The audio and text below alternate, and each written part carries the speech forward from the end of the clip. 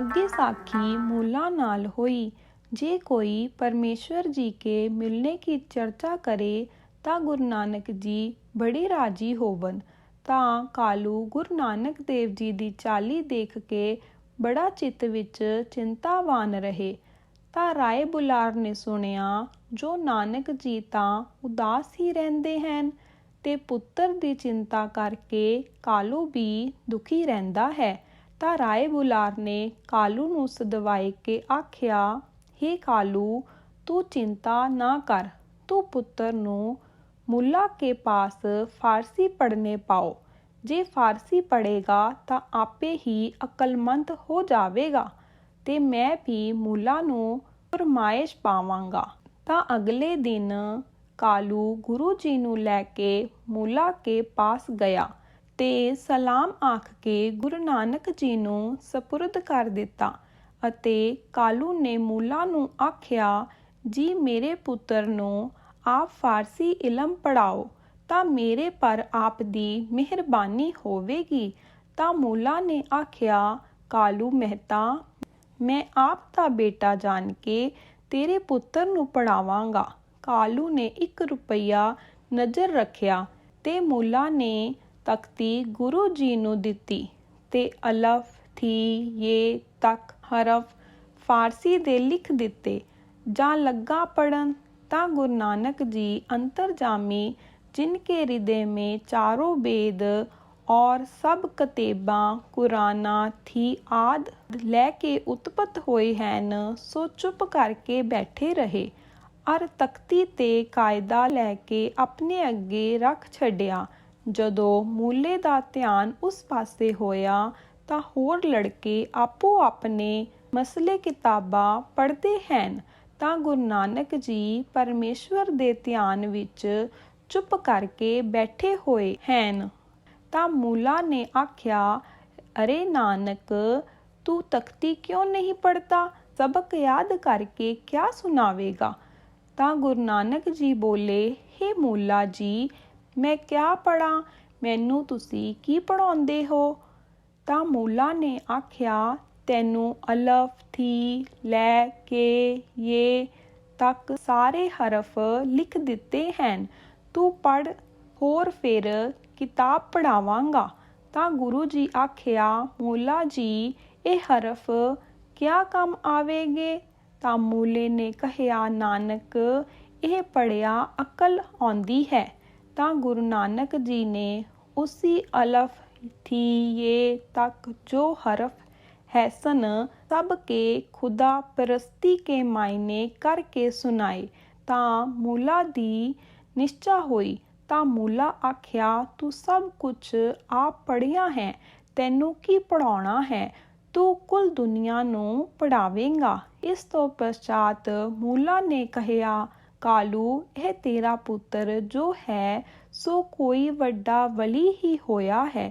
ਇਸ ਨੇ ਹਿੰਦੂਆਂ ਅਤੇ ਮੁਸਲਮਾਨਾਂ ਦੋਹਾਂ ਨੂੰ ਨਿਵਾਜਿਆ ਹੈ ਔਰ ਗੰਗਾ ਬਨਾਰਸ ਮੇ ਅਤੇ ਮੱਕੇ ਮਦੀਨੇ ਮੇ ਇਸ ਦੀ ਕਿਰਤ ਹੋਵੇਗੀ। ਜਦ ਉਹਨਾਂ ਬਾਲਕਾਂ ਨੇ ਸੁਣਿਆ ਜੋ ਗੁਰੂ ਨਾਨਕ ਜੀ ਮੁੱਲਾ ਕੇ ਪਾਸ ਪੜ੍ਹਨੇ ਬੈਠਾ ਹੈ ਤਾਂ ਜੋ ਬਾਲਕ ਨਾਨਕ ਜੀ ਪਾਸ ਰਹਿਣ ਵਾਲੇ ਸੋ ਸਭ ਮੁੱਲਾ ਕੇ ਪਾਸ ਪੜ੍ਹਨੇ ਬੈਠੇ। गुरु जी की प्रीत करके मूला जो कुछ लिख देवे श्री बाबा तुरंत सिख लेवे।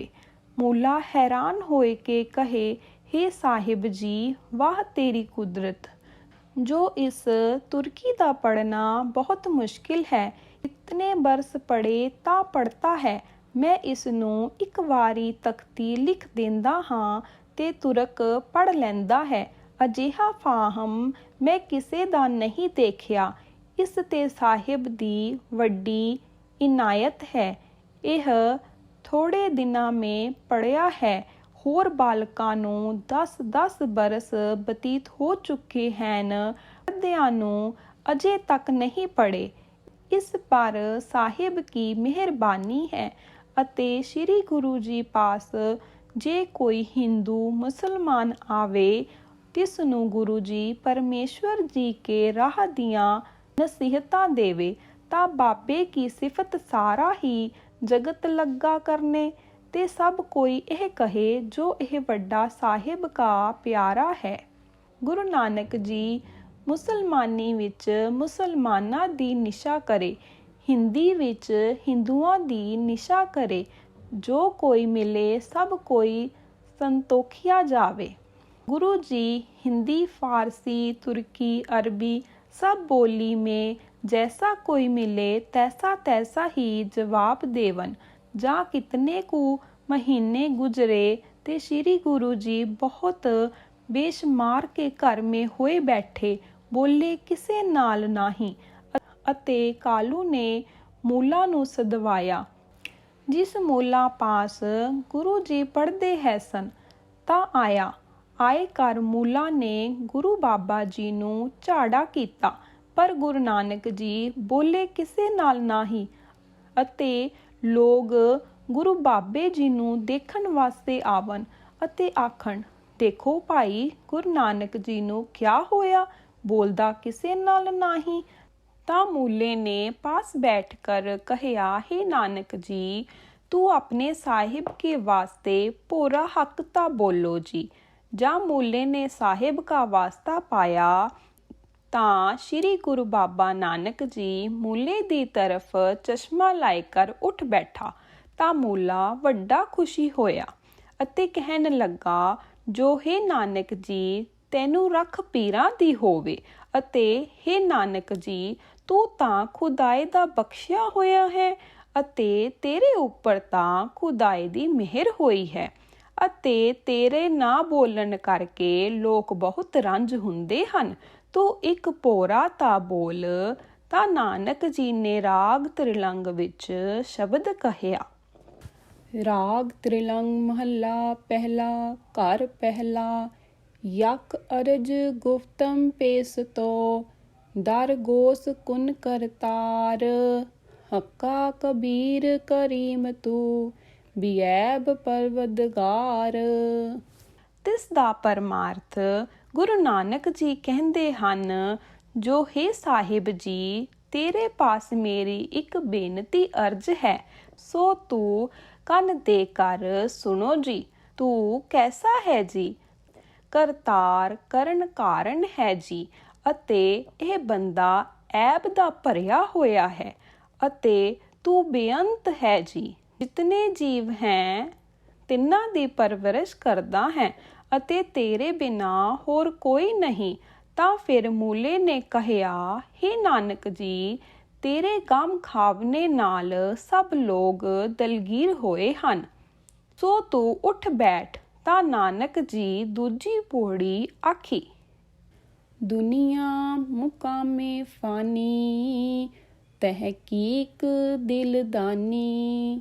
ਮਮ ਸਰ ਮੂਏ ਅਜਰਾਇਲ, ਗ੍ਰਿਫਤੈ ਦਿਲ ਹੇਚ ਨਾਦਾਨੀ। ਰਹਾਓ। ਤਿਸ ਕਾ ਪਰਮਾਰਥ ਗੁਰੂ ਨਾਨਕ ਜੀ ਕਹਿੰਦੇ ਹਨ, ਸੁਨੋ ਮੂਲਾ ਜੀ ਮੈਂ ਕਿਸ ਨਾਲ ਬੋਲਾਂ। ਦੁਨੀਆ ਤੇ ਫਨਾ ਹੁੰਦੀ ਜਾਂਦੀ ਹੈ। ਇਹ ਬਾਤ ਮੈਂ ਤਹਿਕੀਕ ਦਿਲ ਨਾਲ ਲਾਇ ਕੇ ਦੁਖੀ ਹਾਂ। ਇਸ ਬੰਦੇ ਕੇ ਸਿਰ ਦੇ ਵਾਲ ਫਰਿਸ਼ਤੇ ਨੇ ਹੱਥ ਵਿੱਚ ਫੜੇ ਹੋਏ ਹਨ, ਪਕੜ ਕਰ ਲਈ ਖੜਾ ਹੈ। ਬੰਦ ਹੱਕ ਜਾਂ ਚੱਸੇ ਵਿੱਚ ਲੈ ਜਾਵੇਗਾ। ਸੁਨੋ ਮੂਲਾ ਜੀ ਇਸ ਬਾਤ ਕੀ ਖਬਰ ਇਸ ਮਨੁੱਖ ਕੋ ਹਰਗਿਜ਼ ਨਹੀਂ, ਜੋ ਮੇਰੇ ਸਿਰ ਦੇ ਵਾਲ ਅਜਰਾਇਲ ਦੇ ਹੱਥ ਵਿੱਚ ਹਨ। ਮੈਨੂੰ ਆਪਣੇ ਮਰਨ ਕੀ ਖਬਰ ਨਹੀਂ, ਸੋ ਮੇਰਾ ਕੀ ਹਾਲ ਹੋਵੇਗਾ। ਇਹ ਹੈਰਾਨਗੀ ਮੈਨੂੰ ਲੱਗ ਰਹੀ ਹੈ, ਜੋ ਬੰਦੇ ਨੂੰ ਹੋਰ ਕੁਝ ਕੀ ਕੁ ਸਮਝਦਾ ਹੈ। ਤਾਂ ਮੂਲੇ ਨੇ ਕਹਿਆ, ਨਾਨਕ ਜੀ ਤੂੰ ਤਾਂ ਅਜੇ ਛੋਟਾ ਹੈ, ਇਹਨਾਂ ਬੰਦਗੀਆਂ ਵਿੱਚ ਅਜੇ ਨਾ ਪਓ। ਜਾਂ ਤੂੰ ਪਰ ਜਵਾਨ ਹੋਵੇਗਾ, ਜੋ ਕੁਝ ਤੇਰੇ ਜੀ ਵਿੱਚ ਆਵੇ ਸੋ ਕਰੀ। ਤਾਂ ਗੁਰੂ ਨਾਨਕ ਜੀ ਕਹਿਆ, ਹੇ ਮੂਲਾ ਜੀ ਜੇ ਕੋਈ ਕਿਸੇ ਸਾਹਿਬ ਦਾ ਦਾਸ ਹੁੰਦਾ ਹੈ, ਭਾਵੇਂ ਉਹ ਦਿਨਾਂ ਵਿੱਚ ਛੋਟਾ ਹੀ ਹੋਵੇ, ਪਰ ਜਿੱਥੇ ਤੱਕ ਉਸ ਦੀ ਪਹੁੰਚ ਹੁੰਦੀ ਹੈ ਤਿੱਥੋਂ ਤਾਈਂ ਆਪਣੇ ਸਾਹਿਬ ਦੀ ਖਿਦਮਤ ਵਿੱਚ ਨਾ ਰਹੇ ਤਾਂ ਹਰਾਮਖੋਰ ਹੁੰਦਾ ਹੈ। ਤਾਂ ਮੂਲੇ ਨੇ ਕਹਿਆ, ਬਾਤ ਤਾਂ ਨਾਨਕ ਜੀ ਤੂੰ ਠੀਕ ਕਹੀ। ਤਾਂ ਸ਼੍ਰੀ ਗੁਰੂ ਨਾਨਕ ਜੀ ਕਹਿਆ, ਸੁਨੋ ਮੂਲਾ ਜੀ, ਜਦ ਇਸ ਨੂੰ ਅੰਤ ਵੇਲੇ ਅਜਰਾਇਲ ਫੜੇਗਾ, ਉਸ ਸਮੇਂ ਇਸ ਦੀ ਸਹਾਇਤਾ ਕੋਈ ਵੀ ਨਹੀਂ ਕਰ ਸਕਦਾ, ਅਰ ਨਾ ਕੋਈ ਵੀ ਉਸ ਵੇਲੇ ਯਾਰ ਹੀ ਬਣਦਾ ਹੈ, ਨਾ ਕੋਈ ਮਿੱਤਰ। ਬਿਨਾਂ ਪਰਮੇਸ਼ਵਰ ਦੇ ਨਾਮ ਤੋਂ ਹੋਰ ਕੋਈ ਨਹੀਂ ਛੁਡਾ ਸਕਦਾ। ਤਾਂ ਮੂਲੇ ਨੇ ਕਹਿਆ, ਨਾਨਕ ਜੀ, ਜਿਸ ਪਰ ਸਾਹਿਬ ਮਿਹਰ ਕਰੇ ਤਿਸੀ ਕੋ ਛਡਾਵੇ ਹੈ, ਪਰ ਤੂੰ ਅਜੇ ਬਾਲਕ ਹੈ, ਤੇਰੇ ਪਰ ਖੁਦਾਏ ਦੀ ਮਿਹਰ ਹੋਈ ਹੈ, ਜੋ ਤੈਂ ਮਾਸੂਮ ਉਮਰ ਵਿੱਚ ਸਾਹਿਬ ਨੂੰ ਪਾਇਆ ਹੈ। ਅਮਲ ਸਾਹਿਬ ਸੱਚੇ ਨੇ ਤੈਨੂੰ ਨੇਕ ਦਿੱਤੇ ਹਨ, ਅਤੇ ਤੇਰੇ ਪਾਸੋਂ ਬੱਦੀ ਕੋਈ ਨਹੀਂ ਹੋਈ ਆਵੇਗੀ। ਤਾਂ ਗੁਰੂ ਬਾਬੇ ਜੀ ਨੇ ਤੀਸਰੀ ਪੌੜੀ ਆਖੀ, ਜਨ ਪੇਸਰ ਪਦਰ ਬਿਰਾਦਰਾ, ਕਸ ਨੇਸ ਦਸਤੰਗੀਰ, ਆਖਿਰ ਬੇਅਫਤਮ ਕਸ ਨਾ ਦਾਰਦ, ਚੂੰ ਸ਼ਬਦ ਤਕਬੀਰ, ਸਭ ਰੋਜ਼ ਗਸਤਮ ਦਰ ਹਵਾ, ਕਰ ਦੇਮ ਬੱਦੀ ਖਿਆਲ, ਗਾਹੇ ਨ ਨੇਕੀ ਕਾਰ ਕਰਦਮ, ਮਮ ਈ ਚੀਨੀ ਅਹਵਾਲ। ਤਿਸ ਕਾ ਪਰਮਾਰਥ, ਸੁਨੋ ਮੂਲਾ ਜੀ, ਇਹ ਬੰਦਾ ਅਵਾਇਲਾ ਹੀ ਗੱਲਾਂ ਵਿੱਚ ਰਹਿੰਦਾ ਹੈ, 8 ਪਹਿਰਾਂ ਵਿੱਚ ਇੱਕ ਘੜੀ ਵੀ ਸ਼੍ਰੀ ਪਰਮੇਸ਼ਵਰ ਜੀ ਨੂੰ ਯਾਦ ਨਹੀਂ ਕਰਦਾ, ਅਰ ਪਰਾਈਆਂ ਹੀ ਬਦੀਆਂ ਵਿੱਚ ਰਹਿੰਦਾ ਹੈ, ਅਤੇ ਇੱਕ ਘੜੀ ਵੀ ਨੇਕੀ ਨਹੀਂ ਹੋਏ ਆਵਦੀ। ਅਰ ਸੁਨੋ ਮੂਲਾ, ਮੇਰੇ ਤਾਂ ਇਹ ਅਫਲ ਹਨ। ਇਹੋ ਜਿਹਾ ਮੈਂ ਸਾਹਿਬ ਦਾ ਅਜੇਗਾਰ ਹਾਂ। ਤਾਂ ਫਿਰ ਮੂਲੇ ਨੇ ਕਹਿਆ, ਹੇ ਨਾਨਕ ਜੀ, ਤੂੰ ਸਾਹਿਬ ਦੇ ਨਾਲ ਸਹੀ ਹੋਇਆ ਹੈ। ਤਾਂ ਗੁਰੂ ਨਾਨਕ ਜੀ ਚੌਥੀ ਪੌੜੀ ਆਖੀ, ਬਦ ਬਖਤ ਹਮ ਚੂ ਬਖੀਲ, ਗਾਫਲ ਬੇਨਜ਼ਰ ਬੇਬਾਕ, ਨਾਨਕ ਬੁਗੋਯਦ ਜਨ ਤਰਾ, ਤੇਰੇ ਚਾਕਰਾ ਪਾਖਾਕ। ਤਿਸ ਕਾ ਪਰਮਾਰਥ, ਗੁਰੂ ਨਾਨਕ ਜੀ ਕਹਿੰਦੇ ਹਨ, ਮੂਲਾ ਜੀ, परमेश्वर जी के बुझने की बात इस बंदे ਨੂੰ ऐसा नहीं है, ਪਰ ਇਹ ਬੰਦਾ ਹਰ ਕਿਸੇ ਦੀ ਬਖੀਲੀ ਕਰਦਾ ਰਹਿੰਦਾ ਹੈ, ਅਰ 8 ਪਹਿਰ ਗਫਲਤ ਵਿੱਚ ਹੀ ਰਹਿੰਦਾ ਹੈ, ਹਰ ਕਿਸੇ ਦਾ ਬੁਰਾ ਹੀ ਚਿਤਵਦਾ ਰਹਿੰਦਾ ਹੈ, ਅਰ ਬਦਨਜ਼ਰ ਵੀ ਦੇਖਦਾ ਰਹਿੰਦਾ ਹੈ। ਸੋ ਇਹ ਬੰਦਾ ਗਫਲਤ ਕਾ ਮਾਰਿਆ ਹੋਇਆ ਬੇਬਾਕ ਹੋਇਆ ਫਿਰਦਾ ਹੈ। ਸੁਨੋ ਮੂਲਾ ਜੀ, ਇਹ ਬੰਦਾ ਸਾਹਿਬ ਕੀ ਸਿਫਤ ਨਹੀਂ ਬੁੱਝ ਸਕਦਾ, ਅਰ ਜੋ ਸਾਹਿਬ ਕੇ ਖਾਸ ਬੰਦੇ ਹਨ, ਸੋ 8 ਪਹਿਰ ਮਰਨ ਨੂੰ ਯਾਦ ਕਰਦੇ ਰਹਿੰਦੇ ਹਨ। ਸੋ ਮੈਂ ਉਹਨਾਂ ਦੇ ਪੈਰਾਂ ਦੀ ਖਾਕ ਹਾਂ। ਜੇ ਤਾਂ ਉਹ ਮੇਰੇ ਉੱਪਰ ਮਿਹਰਬਾਨ ਹੋਵਨ ਤਾਂ ਮੈਂ ਨਿਹਾਲ ਹੋਵਾਂ, ਅਤੇ ਇਹ ਬੰਦਾ ਬੇਬਾਕ ਹੋਇਆ ਫਿਰਦਾ ਹੈ, ਅਤੇ ਅਜੇ ਇਸ ਬੰਦੇ ਨੇ ਬਾਕੀ ਦੇਣੀ ਹੈ, ਅਰ ਇਹ ਬੰਦਾ ਕਹਿੰਦਾ ਹੈ ਮੈਂ ਬਾਕੀ ਨਹੀਂ ਦੇਣੀ ਹੁੰਦੀ, ਸੋ ਬੇਗਮ ਹੋਏ ਫਿਰਦੇ ਹੈ। ਅਤੇ ਸੁਨੋ ਮੂਲਾ ਜੀ, ਮੇਰੀ ਅਰਜ਼ ਸਾਹਿਬ ਅੱਗੇ ਇਹ ਹੈ, ਜੋ ਸਾਹਿਬ ਦੇ ਚਾਕਰਾਂ ਦੇ ਪੈਰਾਂ ਦੀ ਖਾਕ ਹੋਵਾ, ਅਰ ਮੇਰੇ ਮਨ ਵਿੱਚ ਗਰੀਬੀ ਵਸੇ। ਤਾਂ ਮੂਲੇ ਨੇ ਆਖਿਆ, ਹੇ ਨਾਨਕ ਜੀ, ਤੂੰ ਤਾਂ ਸਾਹਿਬ ਕੋ ਮਿਲਿਆ ਹੋਇਆ ਹੈ, ਅਤੇ ਸਾਡਾ ਖਸਮਾਨਾ ਤੁਸਾਂ ਹੀ ਕਰਨਾ ਹੈ ਸੱਚੀ ਦਰਗਾਹ ਵਿੱਚ। ਤਾਂ ਗੁਰੂ ਨਾਨਕ ਜੀ ਕਹਿਆ, ਸੁਨੋ ਮੂਲਾ ਜੀ, ਤੁਸੀਂ ਵੀ ਸਾਹਿਬ ਨੂੰ ਯਾਦ ਕਰਿਆ ਕਰੋ, ਤਾਂ ਤੇਰਾ ਵੀ ਭਲਾ ਹੋਵੇਗਾ, ਤੇ ਦਰਗਾਹ ਵਿੱਚ ਅਸੀਂ ਵੀ ਤੇਰੀ ਸਹਾਇਤਾ ਕਰਾਂਗੇ। ਇਹ ਵਾਰਤਾ ਮੂਲੇ ਨੇ ਸੁਣ ਕਰ ਗੁਰੂ ਨਾਨਕ ਜੀ ਦੀ ਦਇਆ ਚਰਨਾਂ ਉੱਤੇ ਮੱਥਾ ਟੇਕਿਆ ਅਤੇ ਆਪਣੇ ਘਰ ਨੂੰ ਚਲਾ ਗਿਆ। ਅਤੇ ਬਾਬਾ ਜੀ ਦੇ ਉਪਦੇਸ਼ ਕਰਨੇ ਕਰ ਮੂਲਾ ਦੇ ਮਨ ਦੀ ਪਰਮੇਸ਼ਵਰ ਦੀ ਤਰਫ ਲਿਵ ਲੱਗੀ। ਵਿਸ਼ਿਆਂ ਨੂੰ ਛੱਡ ਕੇ ਇੱਕ ਮਨ ਹੋਏ ਕੇ ਪਰਮੇਸ਼ਵਰ ਸਿਮਰਨੇ ਲੱਗਾ। अंतकाल भगवान जी के धाम को गया।